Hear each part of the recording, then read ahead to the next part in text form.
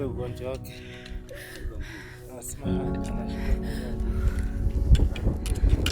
moyo. Nimemwambia dakika 5 mpaka 10 afika.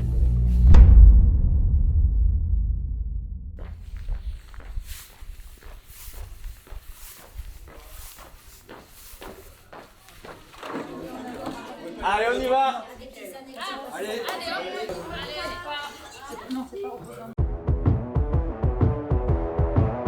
On se redresse, on tient pas les genoux. Pas trop vite. Restez là. Je m'appelle Samuel Perrin, je suis coach sportif et préparateur physique. Je m'occupe de particuliers et de sportifs de haut niveau. J'ai rencontré Patrick Mongis dans le cadre de mon travail parce que je m'occupe de sa préparation.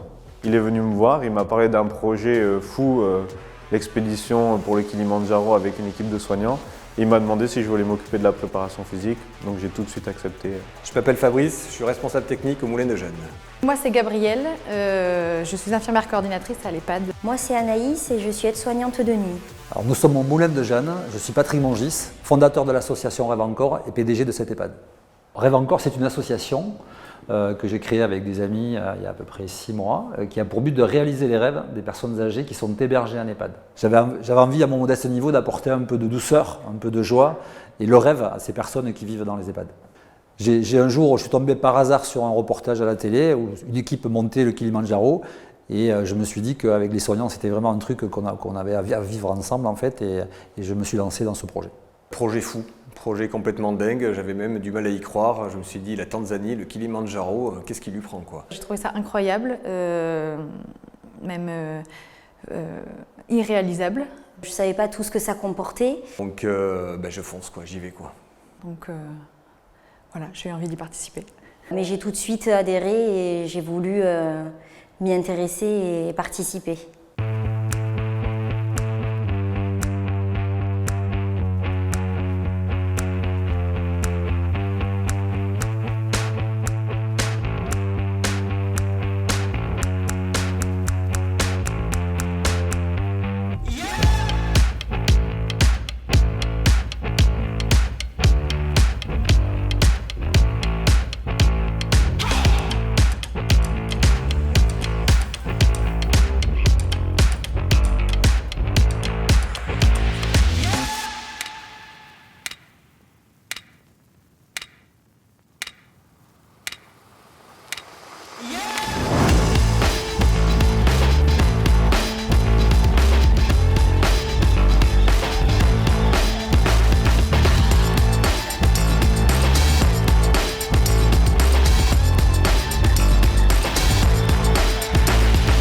Le premier objectif, c'était de comprendre qui ils étaient. Donc on a été obligé de faire des tests physiques qui ont permis aussi de les connaître psychologiquement, de cerner les profils, parce que je ne savais pas du tout où j'allais aller. Le profilage psychologique de chaque personne est très important parce que c'est la base de la préparation physique. Elle va s'articuler autour du psychologique. Et surtout sur un défi comme celui-là, qui est le Kilimandjaro, c'est une épreuve qui est avant tout mentale, mais un peu moins physique, même si la qualité physique reste le socle de base qu'il faut avoir. Ils ont dû se dépasser pendant les tests. J'ai pu un petit peu commencer à faire le profil de chacun et comprendre où j'allais aller pour pouvoir les emmener jusqu'au sommet du Kilimandjaro. L'objectif second, c'était qu'ils arrivent à perdurer sur l'intégralité de l'ascension, qui va durer sur 7 jours. Donc forcément, il faut de l'endurance mentale. Il va falloir les entraîner sur ce genre d'efforts prolongés, avec des séances à répétition, avec des efforts d'endurance fondamentale. Pour la préparation physique, on a été dans des lieux spécifiques qui permettaient de se rapprocher au maximum des qualités physiques dont ils allaient avoir besoin pour le Kilimandjaro. On a été à la dune du Pilat, on a été dans le Pays Basque à 2 reprises, une fois sur un week-end et une fois sur la Rune à la journée. On a aussi bossé dans des côtes qui se trouvent aux environs de l'EHPAD où on a travaillé de nuit avec la frontale.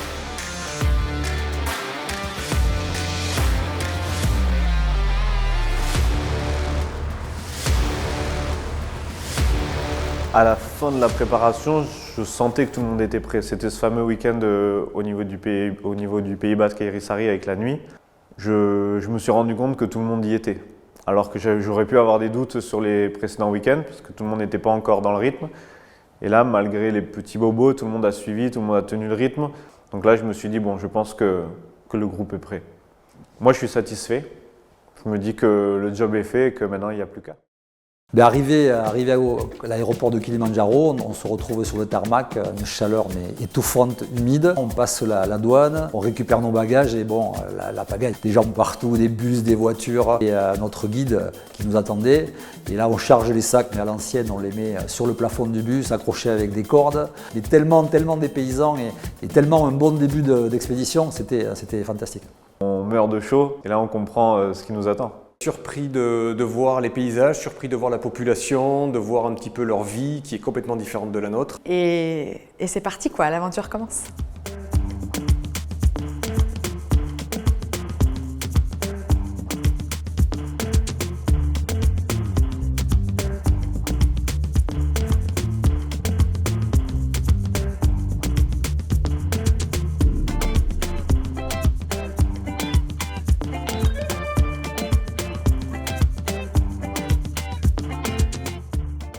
On arrive à l'hôtel un peu comme une équipe de sportifs de haut niveau qui descend avant le match, ça ressemblait un petit peu à ça.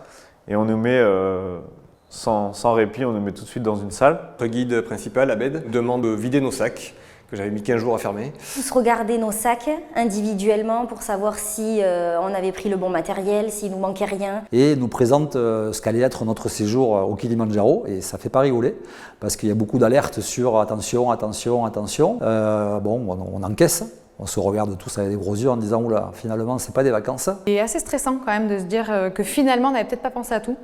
Est-ce que c'est bon, est-ce que c'est pas bon? On savait pas trop, on avait presque du mal à communiquer parce que voilà, il a fallu parler un petit peu anglais, il y a des mots, des termes qu'on connaissait pas.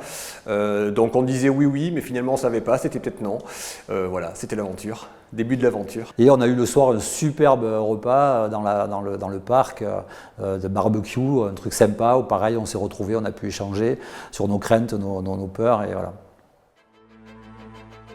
Le lendemain, premier jour, départ de l'hôtel, on est parti de bonne heure, on est monté dans ce fameux bus. Donc le premier jour sur le trajet au départ de l'hôtel, je suis toute excitée parce que ça y est, ça commence.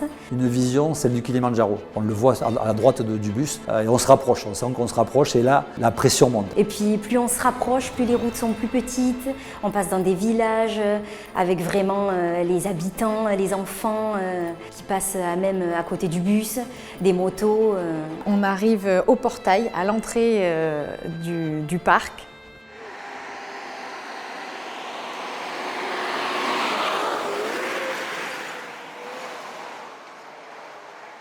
Alors on arrive à la porte Machamé, on se dit ça y est, on va lâcher nos sacs et c'est parti, on prend nos petits sacs à dos de 4 kg et on va monter. Sauf que non, en fait, petite incompréhension, peser des sacs. Elle était folklorique, cette peser des bagages, parce qu'il n'y avait aucun bagage qui était dans les poids, parce qu'on avait quand même pesé nos bagages avant. On a laissé le saucisson, des choses qu'on avait prévu de manger. On a même dû prendre 2 porteurs supplémentaires de façon à ce que malgré tout, on voyage dans un relatif confort.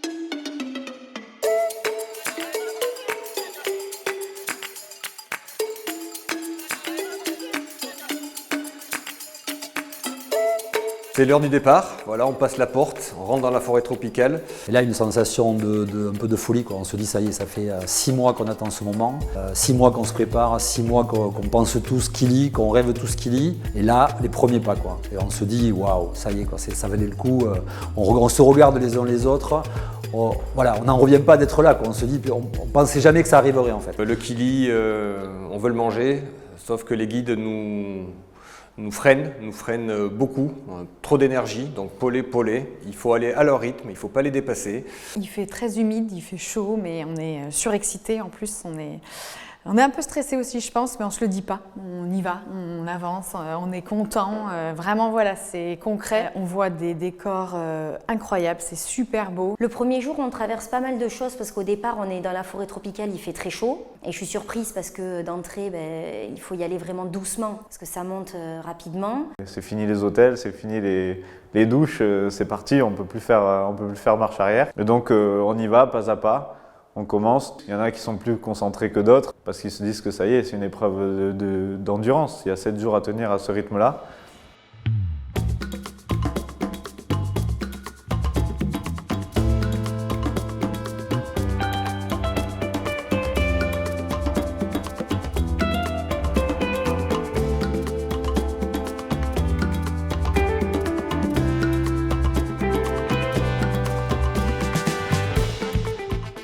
ça s'est bien passé. On arrive au camp, les tentes sont montées, la tente bleue est montée, nos toilettes sont montées. On commence à poser nos affaires et on commence à se faire voilà, la petite vie qu'on va avoir tous ensemble pendant une semaine. On est content d'arriver le premier jour. Voilà, on découvre ce que c'est qu'un camp au Kilimandjaro. C'est sommaire, mais ça suffit. Avant de prendre le repas, Abed, notre guide, nous présente toute l'équipe, à la fois l'équipe des assistants guides, qu'on connaît un peu parce qu'on marche vraiment avec eux, et de tous les porteurs qu'on croise mais qu'on ne connaît pas vraiment. Et il y a tous les gens qui nous installent tous les soirs notre tente. Voilà. Donc on fait connaissance avec eux. Ça fait plaisir de rencontrer ces personnes qui vont nous accompagner tout le long de l'expédition.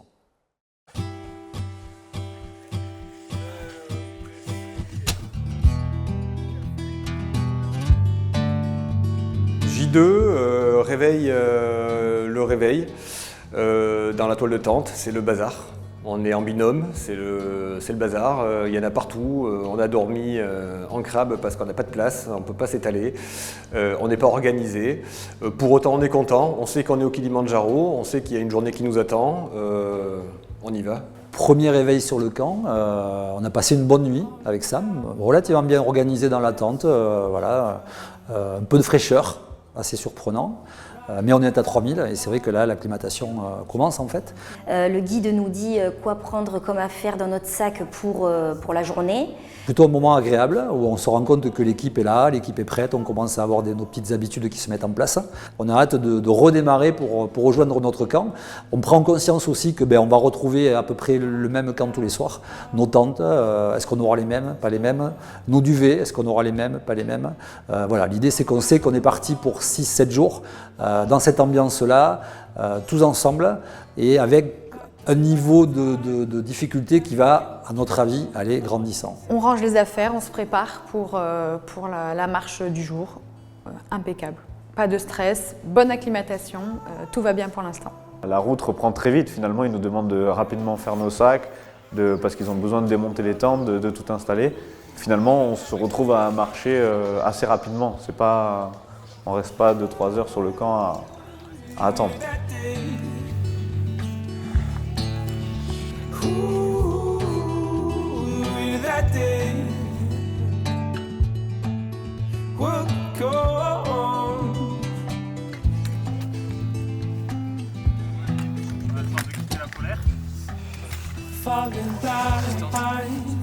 Le décor est complètement différent parce que c'est beaucoup plus rocailleux, c'est des roches. Le dénivelé est très important. Les porteurs nous doublent toute la journée. On se fait dépasser par des gens qui portent des kilos et des kilos sur leur tête. Ils ont leur bagage, nos tentes, notre nourriture, vraiment c'est assez impressionnant à voir. C'est même un peu déstabilisant parce qu'on se dit nous on a 6 kilos sur le dos et il faut qu'on monte jusqu'en haut. Eux ils ont tout ça à porter. Ouais, c'est un peu perturbant quand même.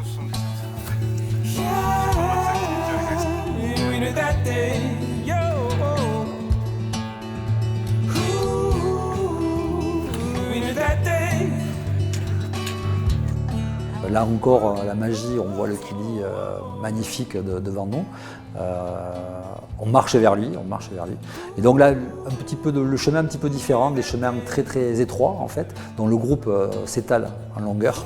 On laisse passer les porteurs, on attend, on sent la difficulté qui commence déjà à arriver.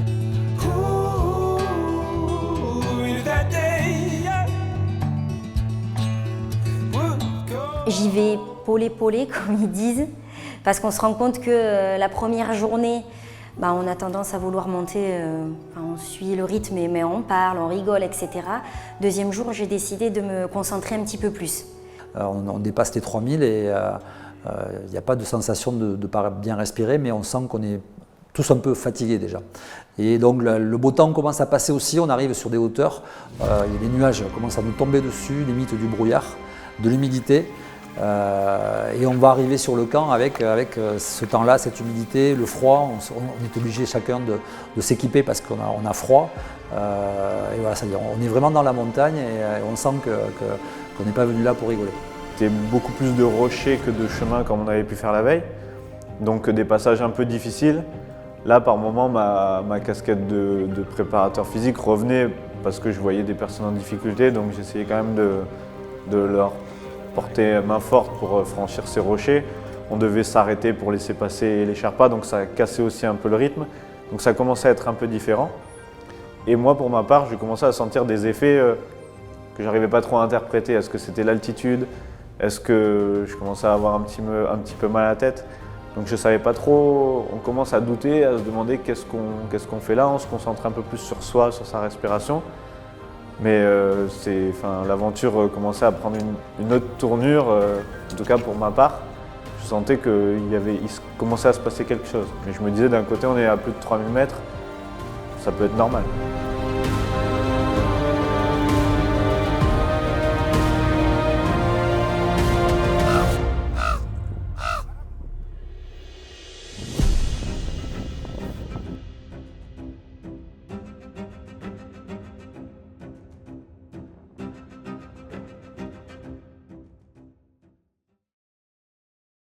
Donc J3, là Sam n'est pas bien, on ne sait pas trop ce qu'il a, il n'est pas bien depuis la veille. On lui dit allez ça va aller Sam, tu vas monter, tu vas monter.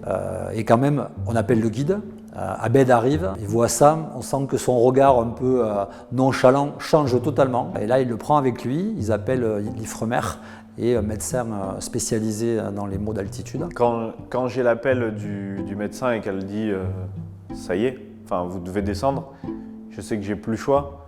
Donc je dois rejoindre le groupe et là c'est le moment de l'annonce. Je pense que tout le monde n'a pas été au courant de la nuit que j'ai passée. Et donc là il faut leur annoncer que ça y est. Et finalement je pense que j'ai pas besoin de le dire. Ils ont compris à ma tête que je quitte l'aventure. Et c'était difficile parce qu'à la fois là il faut réfléchir d'un point de vue stratégique. Je pense que je représentais pour eux justement la personne la plus solide, celle qui a été le repère pendant la préparation. Ils ne s'attendaient pas à ce que ce soit moi qui quitte l'aventure en premier, mais finalement j'avais fait ma mission de les préparer. J'ai quitté l'aventure au moment où ils n'ont plus besoin de moi. Ok, tu as fait ce que tu avais à faire. C'était plus d'un point de vue personnel de me dire bon je ne vais pas pouvoir profiter avec eux de cette grande conclusion de la préparation.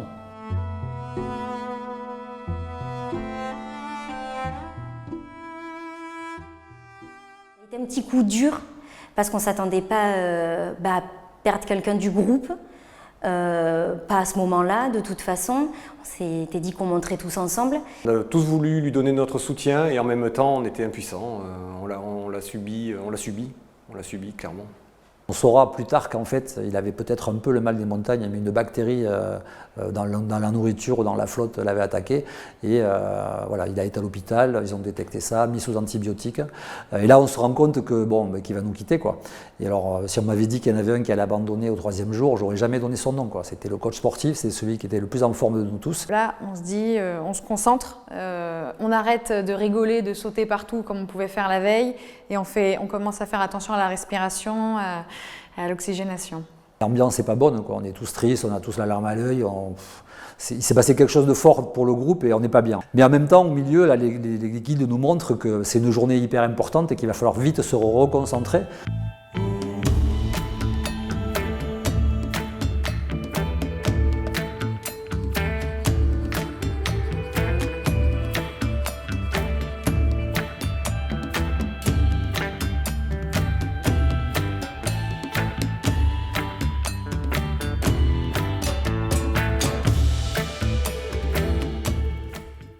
Donc là, on est à la Wattower à 4006. Tout est compliqué, hein. On n'y reste pas longtemps d'ailleurs, les guides nous font presser un petit peu. On redescend très vite à 3009. Et toute l'après-midi, il a plu des trombes d'eau, on était trempés. Là, en hiver, on commence à mettre tous nos ponchos. Il pleut, c'est humide. La descente est compliquée parce qu'il y a de l'eau partout, il y a de la boue, on glisse. On sent que l'après-midi, il ne va pas être du tout tranquille. Ça a été très compliqué. On n'a pas profité du paysage qui était magnifique. Parce que c'était tout gris. Ça a joué sur le moral aussi, avec ce qui se passait le matin. On arrive sur le camp, avec ce lendemain où on nous prédit ce fameux mur, le mur de Barranco, là. Et alors, le premier regard qu'on a tous, c'est on regarde le mur et on se dit, mais par où on va passer? On voit une espèce de falaise de 300 ou 400 mètres de haut. On ne voit pas d'issue, quoi. On se dit, c'est sûrement pas par là, mais ça ne va pas être possible. Et toujours la pluie continue et on va avoir une fin d'après-midi très humide, très humide. Alors réveil un peu angoissé pour moi parce que j'ai le vertige et c'est vrai que quand je voyais cette falaise, je me demandais mais par où on va passer. Donc J4, on est face au breakfast wall. Un mur qui est immense, immense, immense. On sait qu'il faut le gravir. En gardant à l'esprit que la journée peut être une des plus dures. On approche de la falaise et là on voit par où on va passer en fait. On voit des petits bouts de personnes tout en haut là, en plein milieu de la falaise. Bon, là, on a un peu d'appréhension quand même. On se dit, ok, faut qu'on monte ce petit mur. Et en plus, quand on a commencé à s'équiper, on a vu un sac d'un porteur tomber de quasiment tout en haut avec les gens qui ont crié. C'est sûrement un porteur qui a perdu un gros sac en montant. Et là, je me dis, catastrophe, faut y aller quoi. Et là, on comprend que ça va être très très très dur.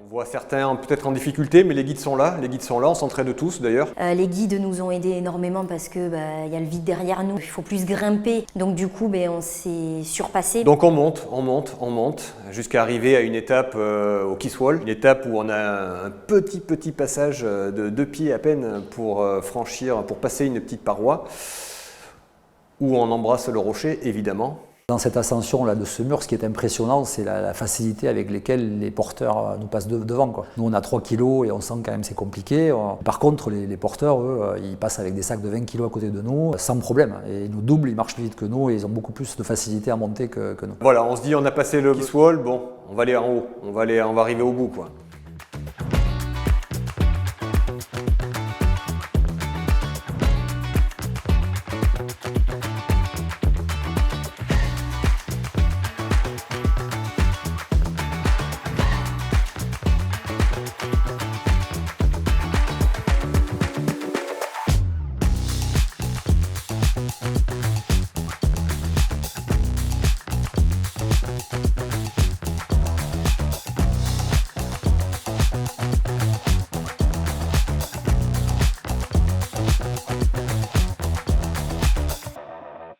L'arrivée du 4e jour, on se dit bon, une porte de plus en moins. On arrive sur un super camp, on est vraiment en hauteur, on est au-dessus des nuages et on aperçoit quand même la ville de Moshi juste en dessous. Mais je pense que tout le monde apprécie ce moment parce que c'est vraiment un camp où on a de l'espace, on a pu profiter, on a pu faire plein de clichés photos, on a pu, voilà, tout le monde s'est détendu.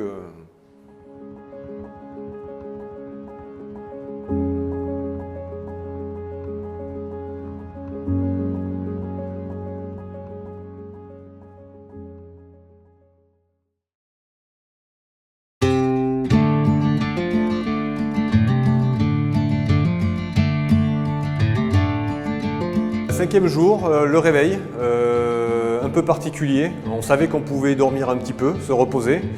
Je crois que personne n'avait cette volonté-là. Moi, personnellement, je me suis réveillé très tôt, 5h30.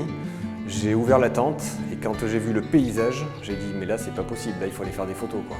Les nuages, la lumière, la ville en dessous, le Kili étaient magnifiques, quoi. Un des plus beaux réveils, quoi.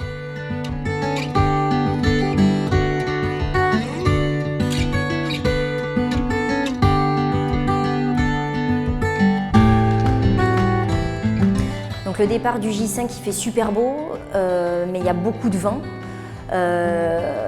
On est face au sommet du Kili, mais c'est vraiment impressionnant parce qu'il prend toute la vue. Départ du 5e jour, excitation au maximum. Grosse journée parce qu'on ne marche pas beaucoup, mais en fait on part tôt, on arrive assez tôt au camp de base, on se repose l'après-midi et en fait c'était le jour de l'ascension finale en fait. Bon allez c'est parti la team, on y va. On va au camp de base et ce soir, ascension, c'est parti, allez. Allez. Yes. Excellent. Not very bad. Very good. Okay, let's go.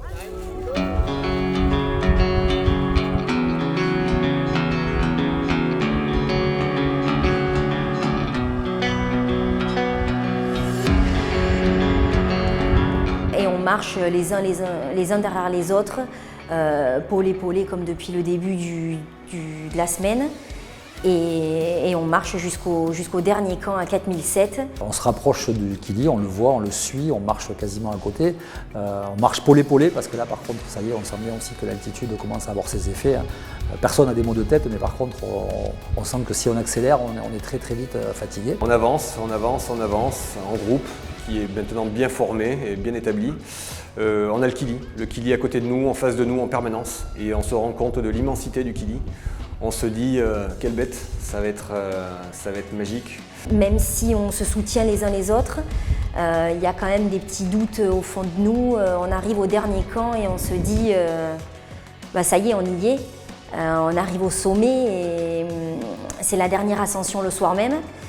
Et on se dit, voilà, est-ce qu'on va y arriver? Est-ce qu'on va tous le monter? Et on arrive à ce camp de base, là, ce dernier camp, le camp duquel on va partir pour l'ascension.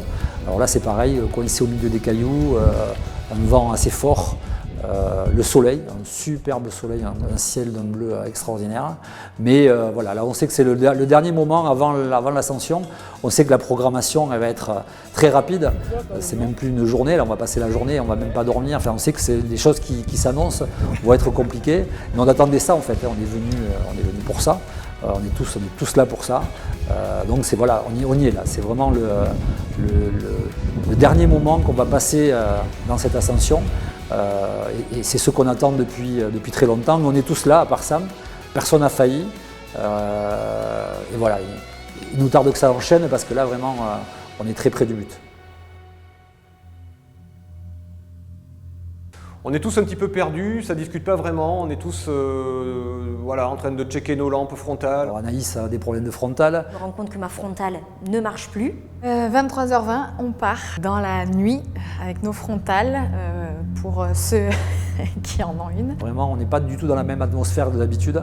Le soleil, le jour ne nous réconforte pas. On est vraiment dans un début d'ascension, je dirais pas angoissant, mais flippant, un peu flippant quand même.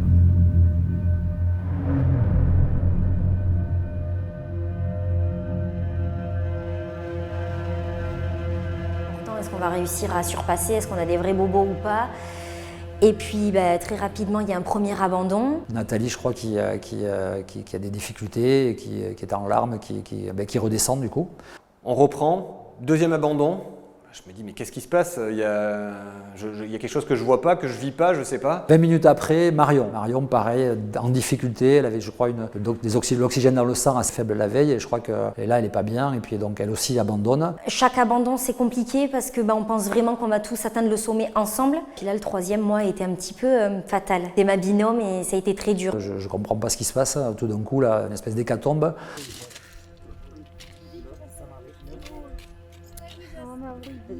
Oui, je vais te tirer de toi. C'est quoi ce que tu as fait? Et vous le montez, ok? Je me dis, on était plus que 10. Qu'est-ce qui va se passer? On va arriver à combien là-haut? Est-ce que je vais y arriver? Le doute commence à s'installer. Je me dis, waouh, à ce rythme-là, le drapeau rêve encore, il n'arrivera pas sur le Kili, quoi.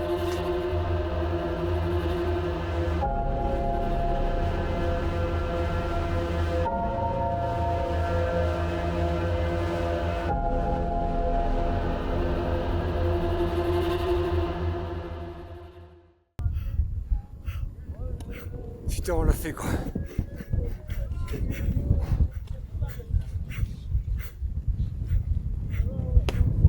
Arrivé à Stella-Ponte, 5700 mètres, grande fierté, beaucoup d'émotions, déjà les premières larmes. On s'est dit ça y est, on y est, mais on n'est pas au sommet, on ne sait pas ce qui nous attend encore, on se dit que c'est pas fini, on n'est pas encore au bout. Et alors là, l'horreur. Je me dis, en fait, mais il reste combien de temps? Et là, Freddy me dit, il reste 1 heure. Mais je pense que là, on s'est tous rendu compte qu'on avait réalisé le truc là, à ce moment-là. Ouais. Ah, c'est pas nerf, il n'est pas noir. On l'a fait, Patrick. Oh, thank you. Oh, yes. Le dernier dénivelé qui reste, c'est super long parce que tout est dans la tête, c'est hyper dur, on avance, il y a un vent impressionnant. Et là, le soleil se lève, vraiment commence à se lever à partir de Stella Point sur notre gauche. On commence à être éclairé par le lever du soleil. Et là, c'est magnifique. Il y a un vent glacial et je regarde les visages, notamment celui du caméraman Maxime qui a une tête. Je pense qu'il n'est pas bien lui non plus. Et on avance vers ce sommet en fait, on se suit.